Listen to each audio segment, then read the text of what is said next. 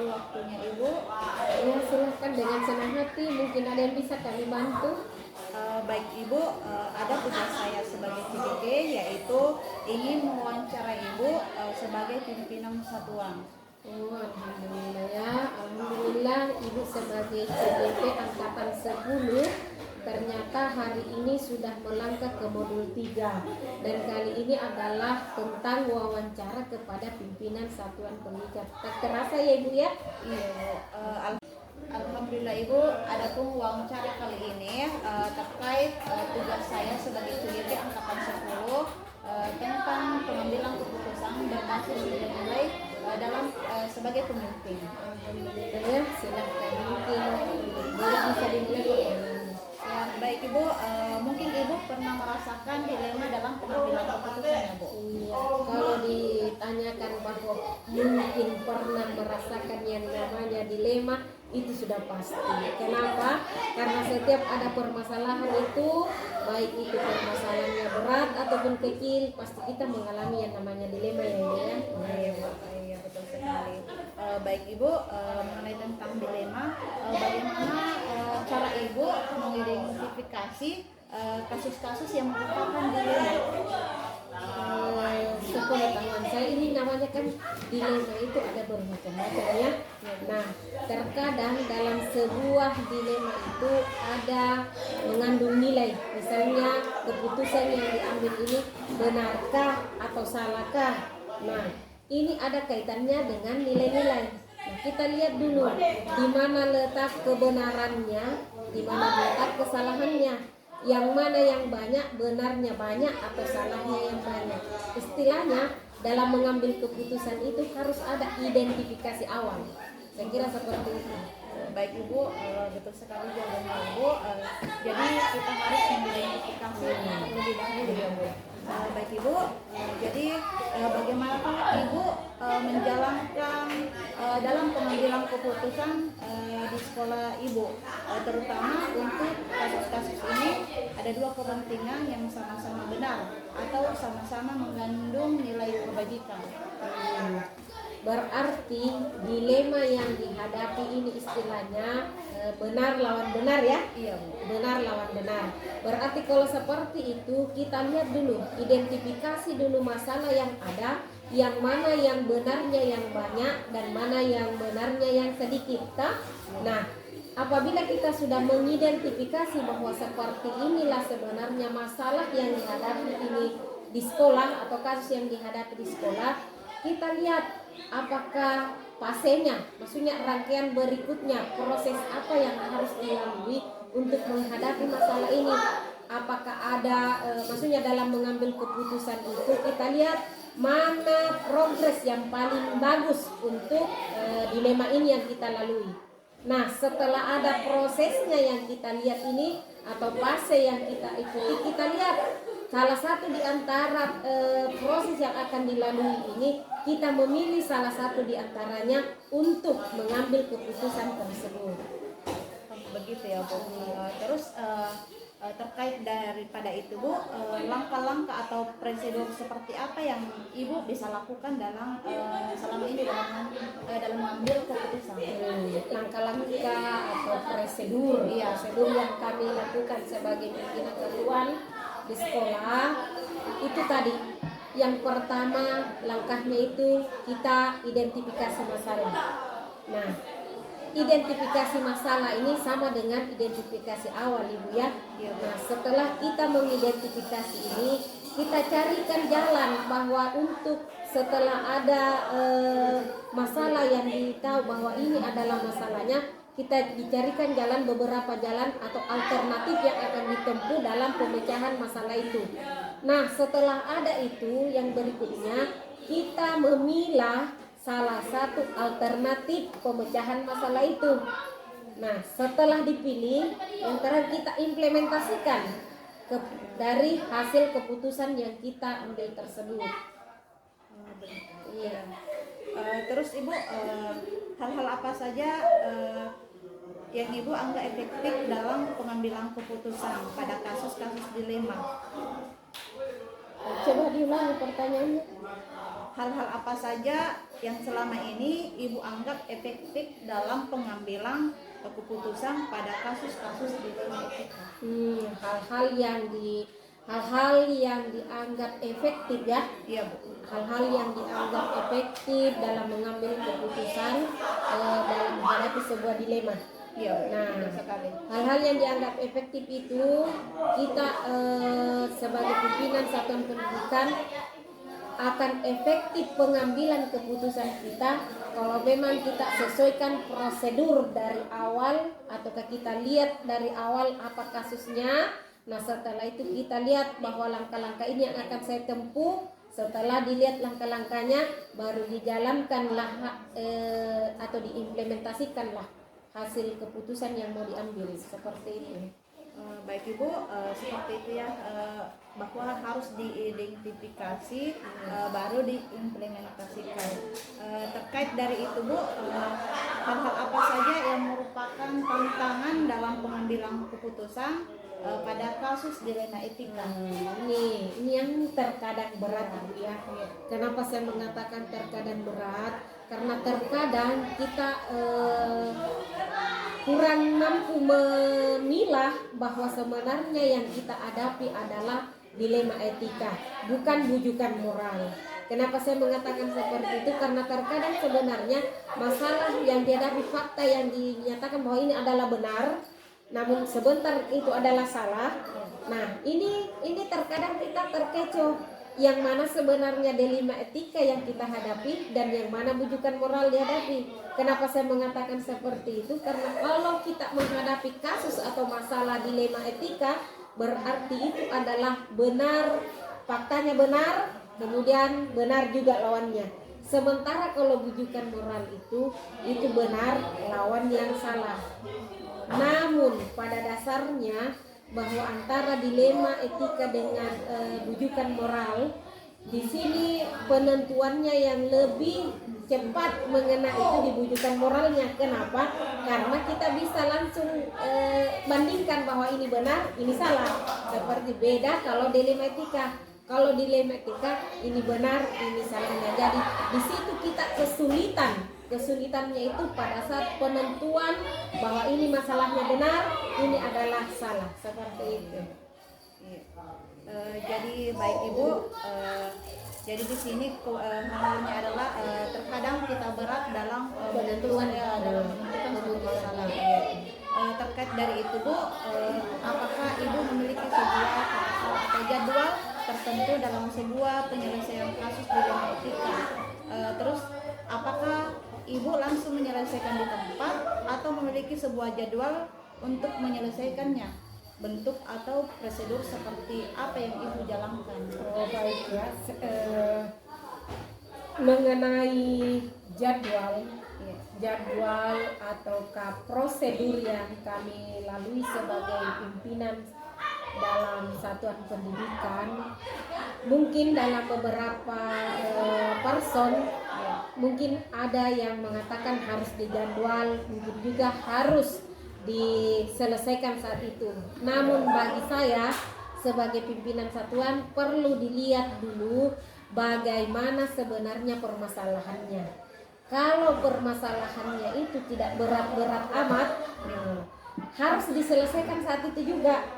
Tetapi kalau prosedur dalam menyelesaikan masalah ini dianggap tidak akan selesai dalam satu hari, nah inilah yang baru dijadwal.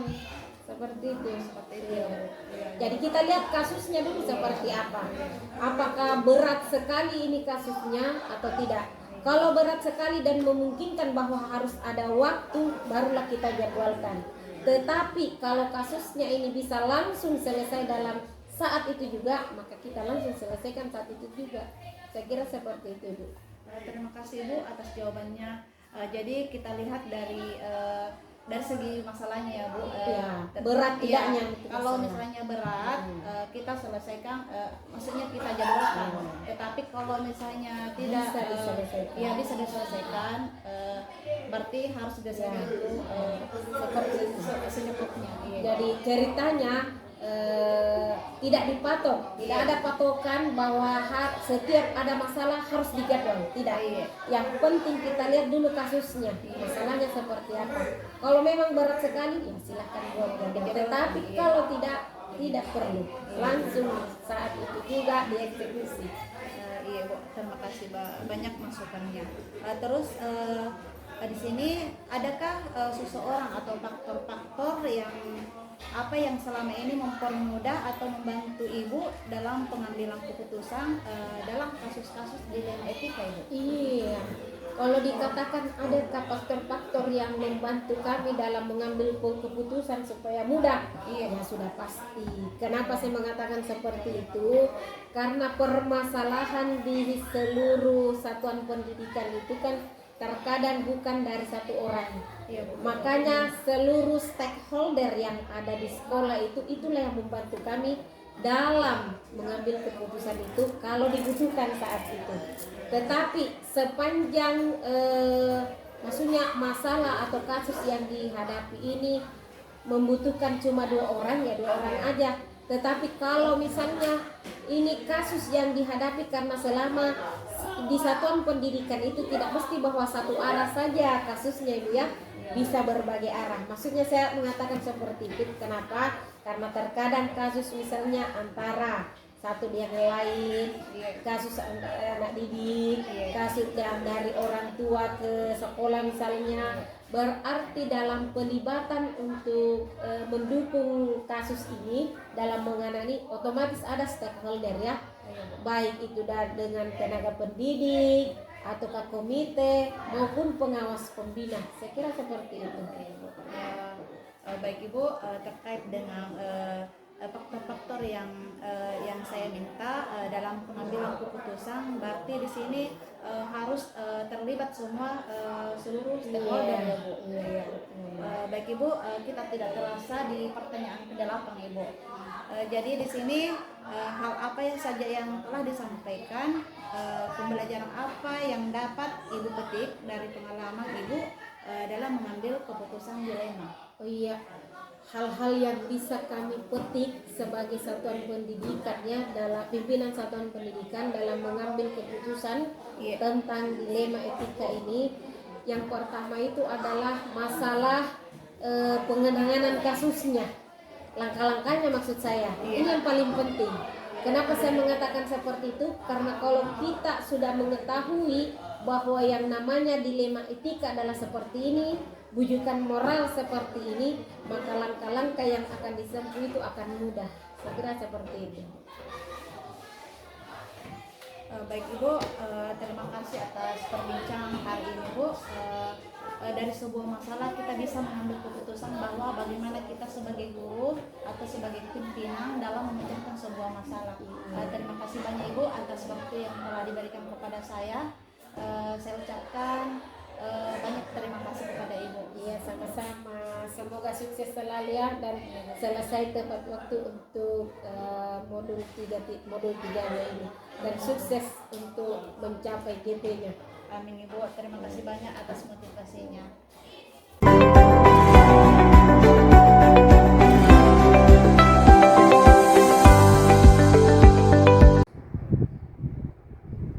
Selamat pagi Pak, bagaimana kabarnya hari ini Pak? Selamat pagi. Alhamdulillah sehat dan bahagia. Alhamdulillah Pak. Baik Pak, hari ini saya akan melakukan wawancara kepada Bapak terkait dengan tugas saya, modul 31, pengambilan keputusan berbasis nilai-nilai kebajikan sebagai pemimpin. Apakah Bapak sudah siap Pak? Siap, alhamdulillah siap. Bapak adalah seorang pemimpin di sekolah, ini adalah sekolah besar ya Pak. Apakah Bapak pernah merasakan dilema etika atau bujukan moral dalam pengambilan keputusan Pak? Hampir semua sekolah mungkin pernah mengalami itu ya. Terima kasih Pak. Bagaimana menurut Bapak dalam mengidentifikasi kasus-kasus yang merupakan dilema etika atau bujukan moral Pak? Saya selaku kepala sekolah, saya melihat dulu dari segi hukum. Apabila kasus tersebut merupakan pelanggaran hukum, maka otomatis menjadi ranah hukum. Tidak untuk ditindaklanjuti. Itu intinya, karena menyangkut dengan ranah hukum.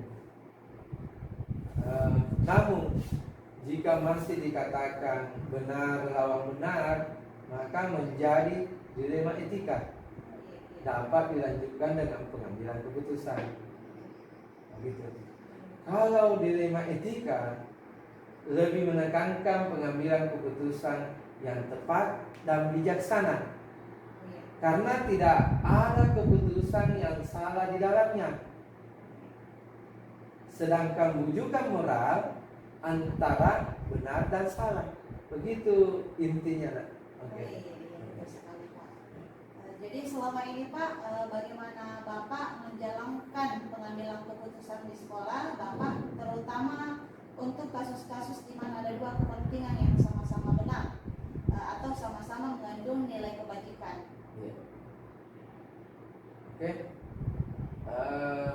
Sebelum kami mengambil keputusan, terlebih dahulu kami mengumpulkan fakta. Siapa yang terlibat, menganalisis etika yang berbenturan, membuat alternatif solusi, dan membuat keputusan. Kemudian merefleksikan. Kalau semuanya sudah direfleksikan, namun kesemuanya itu harus dibawa dengan doa. Apapun yang kita kerjakan harus dilandasi dengan doa, karena insyaallah dengan ridha Allah Subhanahu Wa Taala pekerjaan itu akan ringan, dan lancar. Diawali dengan penelusuran masalah, kemudian kita mengidentifikasi masalah hingga terbentuklah kesimpulan. Dari kesimpulan inilah sebagai dasar dalam pengambilan keputusan. Kami selaku kepala sekolah selalu mengutamakan yang menjadi prioritas dengan keputusan yang berpihak pada murid, tapi tetap memegang teguh kepada kebijaksanaan. Jadi tetap kami selalu ada koridor itu, yaitu berpihak kepada murid. Begitu intinya. Baik, Pak. Jadi dalam pengambilan keputusan itu harus dilandasi dengan mengumpulkan fakta, terus mengidentifikasi masalah, terus dari mengidentifikasi masalah ada kesimpulan. Iya. Terus lanjut daripada itu kita harus berpihak kepada murid, ya, Pak. Iya. Terus Pak, yang ketiga, langkah-langkah apa saja yang biasa Bapak lakukan selama ini dalam menindaklanjuti kasus-kasus dilema etika, Pak? Baik. Menindaklanjuti etika dilema ini kami hampir sama tadi ya. Baik, kedua itu adalah mengidentifikasi penyebab permasalahan. Itu kita mengidentifikasi penyebab permasalahan. Siapa yang terlibat, dan ketiga itu kita berdiskusi dengan warga sekolah. Warga sekolah ini maksudnya di sini adalah di situ Wakasek dengan Dewan Guru. Membuat beberapa solusi keputusan, menimbang lagi dari berbagai sudut pandang sebelum memutuskan. Nah, ini harus kita timbang-timbang dengan baik. Lanjut, mengidentifikasi masalah, mengklarifikasi tujuan khusus yang ingin diinginkan, memeriksa berbagai kemungkinan untuk mencapai tujuan, dan melakukan pengambilan keputusan. Setelah itu mengidentifikasi masalah, kemudian melakukan diskusi dengan pihak yang terlibat untuk mengambil keputusan yang terbaik. Jadi pihak yang terlibat maksud saya di sini adalah Wakasek dengan Dewan Guru. Jadi karena untuk mengambil suatu keputusan yang terbaik. Nah, inilah kami selaku kepala sekolah selalu kami berkomunikasi dengan semua yang ada warga sekolah yang ada di sekolah ini, karena keputusan itu harus keputusan yang terbaik. Oh iya. Ya. Baik Pak, jadi Iya. setiap masalah yang kita identifikasi harus kita menyelesaikan dengan baik dan mengambil yang baik pula. Pak. Iya, betul. Iya. Baik Pak, jadi hal-hal apa saja yang selama ini Bapak anggap efektif dalam pengambilan keputusan pada kasus-kasus dilema etika Pak? Kasus-kasus dilema etika, pertama dengan menelaah siapa yang terlibat, sifat urgen kasus dilema, dan pengambilan alternatif diskusi. Itu komunikasi semua warga sekolah untuk mengambil keputusan secara bijaksana dengan mempertimbangkan situasi yang sesuai dengan norma yang ada. Jadi tetap kami jalin seperti tadi yang di poin ketiga itu, kami jalin komunikasi dengan warga sekolah dengan pertimbangan secara bijak tanpa mengesampingkan norma yang ada. Begitu. Jadi hal yang dianggap efektif dalam pengambilan keputusan itu adalah menilai siapa yang terlibat. Yang kedua, komunikasi dengan warga sekolah. Yang ketiga itu adalah mempertimbangkan ya Pak. Hal-hal apa saja yang selama ini yang merupakan tantangan dalam pengambilan keputusan pada kasus-kasus dilema etika Pak? Tantangan pengambilan keputusan pada kasus-kasus dilema etika. Iya. Di saat keputusan yang mau diambil, kami selaku kepala sekolah mencari keputusan yang terbaik, selalu mencari keputusan yang terbaik, karena kedua-duanya merupakan masalah yang sama-sama benar, yang harus menguntungkan semua pihak. Jadi kami selalu mempertimbangkan keputusan yang terbaik karena kedua-duanya saling benar. Oleh itu, di saat keputusan diambil bertentangan dengan keputusan dari pihak lembaga, keputusan yang diambil terkadang melanggar prinsip keadilan bagi anggota yang lain, karena seolah-olah seperti ada perlakuan yang istimewa dari pihak pengambil keputusan. Makanya inti dari itu kami selaku kepala sekolah melihat keputusan itu yang terbaik lah, yang terbaik. Terima kasih banyak Pak atas jawabannya. Jadi artinya di sini kita selalu mencari keputusan yang terbaik. Ya. Apakah Bapak memiliki sebuah tata kelola atau jadwal tertentu dalam sebuah penyelesaian kasus dilema etika? Apakah Bapak langsung menyelesaikan di tempat atau memiliki sebuah jadwal untuk menyelesaikannya? Bentuk atau prosedur seperti apa Bapak jalankan? Oke. Baik. Sebenarnya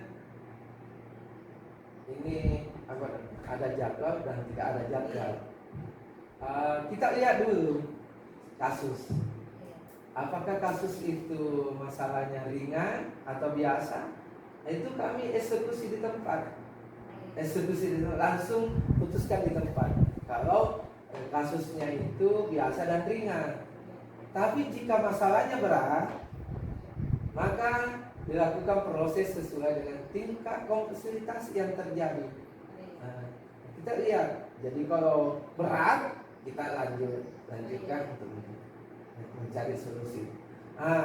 Seringkali masalah diselesaikan pada saat itu juga, tapi ada juga masalah memang harus diselesaikan pada jadwal tertentu. Itu tadi contohnya, kalau memang berat kita jadwalkan, sesuai dengan keberpihakan kepada siswa. Jadi apapun hasil yang kami diskusikan kepada teman-teman, harus keputusan itu berpihak kepada siswa. Begitu. Ya, baik Pak. Jadi artinya di sini Pak, kita lihat masalahnya Pak Dik. Iya, iya. Kalau misalnya ringan, kita selesaikan di tempat. Ya. Kalau masalahnya Berat, kami Iya. berkomunikasi dengan teman-teman untuk mengambil keputusan yang terbaik dan tanpa mengesampingkan keberpihakan kepada siswa. Ya, betul sekali Pak. Terkait dari itu Pak, adakah seseorang atau faktor-faktor yang selama ini mempermudah atau membantu Bapak dalam pengambilan keputusan dalam kasus-kasus dilema etika Pak? Saya rasa itu ada. Saat kami selaku kepala sekolah, setiap mau mengambil satu kebijakan atau keputusan, kami selalu mengajak semua warga sekolah, stakeholder, orang tua siswa atau wali murid, orang-orang yang memiliki kedekatan dengan permasalahan, itu kami libatkan semua pihak yang terkait dengan permasalahan, ya. Dan aturan yang berlaku dari lembaga, seperti pola pikir dari tokoh yang diidolakan, keluarga dan pihak yang terkait dalam suatu permasalahan. Ini kesemuanya kami rangkum, kami berkolaborasi untuk mencari solusi atau keputusan yang terbaik. Itu. Jadi artinya di sini Pak, jadi ada seseorang yang terlibat. Iya, semua. Jadi semua stakeholder yang ada di sekolah, orang tua siswa, Iya. tokoh-tokoh masyarakat yang saya anggap yang bisa menyelesaikan. Baik Pak, tidak terasa kita sudah di pertanyaan terakhir Pak. Dari semua hal yang telah Bapak sampaikan, pembelajaran apa yang Bapak petik dari pengalaman Bapak dalam mengambil keputusan dilema etika Pak? Alhamdulillah pengalaman itu sebenarnya banyak. Menjadi guru bagi kami juga. Setiap kami, itu selalu intinya, setiap kami mengambil satu keputusan harus dilakukan sesuai dengan nilai-nilai kebaikan dan berpihak kepada murid. Setiap mengambil keputusan pasti akan memiliki risiko. Maka dari itu kita buat satu keputusan yang paling kecil risikonya akan terjadi, atau dengan istilah meminimalisir risiko yang akan terjadi. Jadi kami selaku kepala sekolah, itu yang tadi pertama, nilai-nilai kebajikan harus ada muncul, berpihak kepada siswa. Kedua, terakhir itu harus kita menimbang-nimbang risiko yang akan timbul ketika keputusan ini kita ambil. Begitu. Baik sekali Pak. Jadi terima kasih banyak Pak untuk kali ini wawancaranya Pak. Saya banyak mengambil pelajaran dari Bapak terkait dengan dalam pengambilan keputusan. Ya. Iya Pak. Terima kasih banyak Pak. Mudah-mudahan Dinda Agung juga bisa sukses menjadi kepala sekolah, nanti bisa menerapkan. Iya Pak. Sama-sama sukses Pak. Ya.